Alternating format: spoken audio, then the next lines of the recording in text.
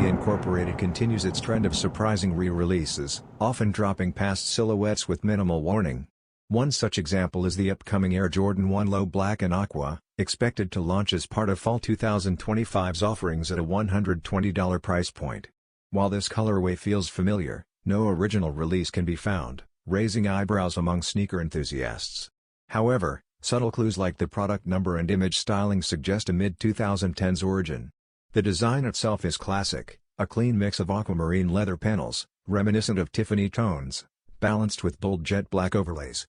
Nike has a history of quietly reintroducing styles, like the Zoom Vomero 5 and early Air Jordan 1 Low GRs, creating a cyclical pattern of low-key but impactful returns.